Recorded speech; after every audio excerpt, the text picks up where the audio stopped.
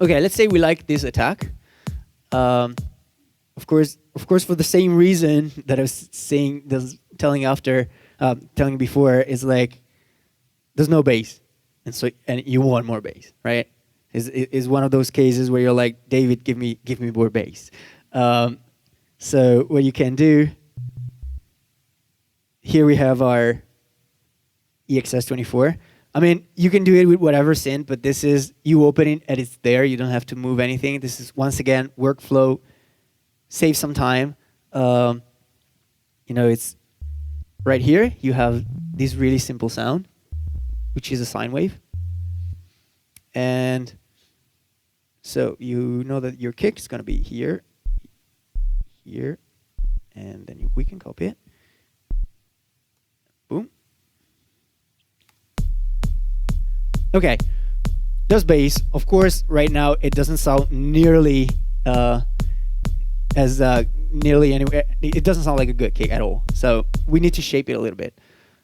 So we don't need the attack because the other kick is giving us the attack. So we can go up with this one. We need a little bit of body. A kick is usually not long.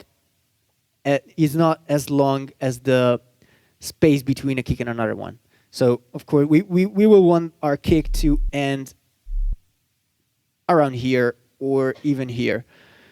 But once again, for the same reason that I was telling you with a synthesizer and the release on the synthesizer, we don't want the kick to be stubby at all. So it doesn't sound completely natural. Let me bring up the volume a little bit.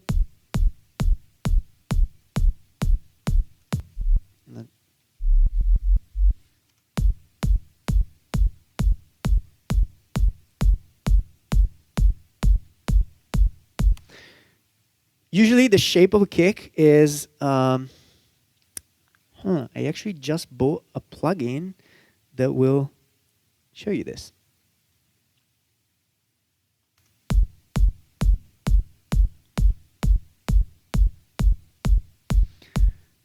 You see how it's all straight? It doesn't have let's say, how to call it? Sorry, my English is failing on me right now. Basically, the volume is not going up. It's just a straight block. That's not the shape of a kick. The shape of a kick is up and then down to 0, right? So we're gonna create that by lower down the sustain, down with the decay a little bit.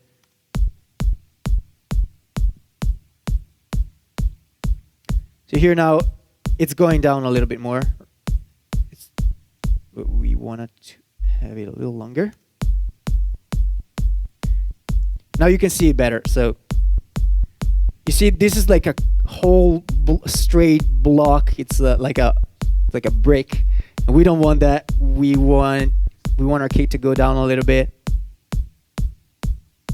Okay, this has the shape of a kick, but the volume is not there. So up with the volume a little bit. A little bit more decay.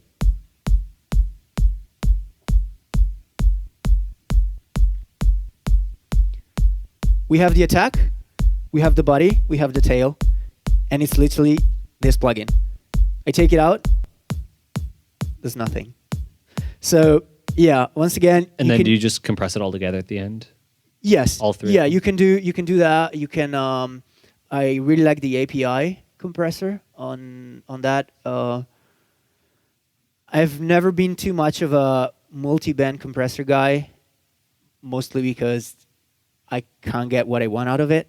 And another one of my rules is if you can't get what you want right of something, it doesn't necessarily mean that it's not worth using, but it's taking time out from your production. So yeah, if you're flying from Italy to Australia and you have like literally 36 hours on the plane, maybe yes, you can sit there and start learning about how it works and stuff like that. But you're still taking away time from something that you could produce something else or stuff like that. So Again, my suggestion would be find your tools, learn how to use those, and not like get stuck on it, because that's never a good thing. It's always a good thing to try new things and learn new techniques. But if you keep going on something and it's not working out, definitely try to use it as less as possible, and try to use as best as possible what you know how to use it. So yeah, you can get the best out of just this synthesizer. It's not even a synthesizer; it's a sampler, and it's playing a silly sine wave, but you can get a kick out of it.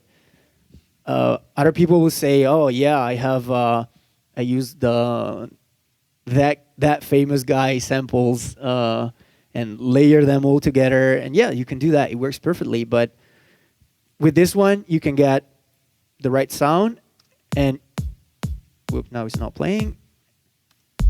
And you can tune it.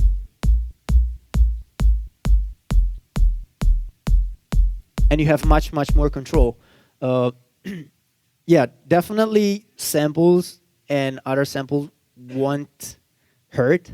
It will actually help you a lot. But I find this trick to be really cool and quick for quick bass. Hello everyone, this is David Skies.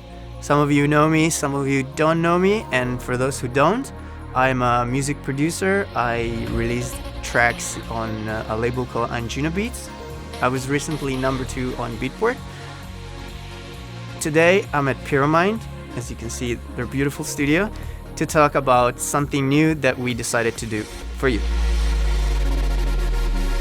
Have you ever heard a track on the radio or on the iPod or anywhere else and be like, damn, I want that sound in my production?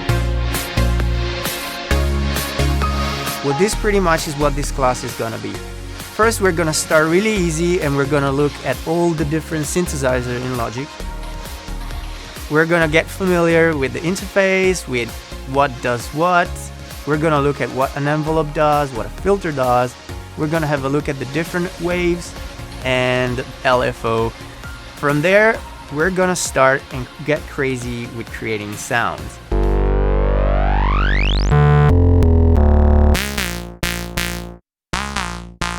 Moving on in the course, we're gonna have a listen to some of the most popular tracks and sound out there right now, and learn how to recreate the exact same sound in a way that you can have the same feeling in your own tracks. I'm really excited about this class and I can't wait to start teaching. And for me, David, Skies, bye bye.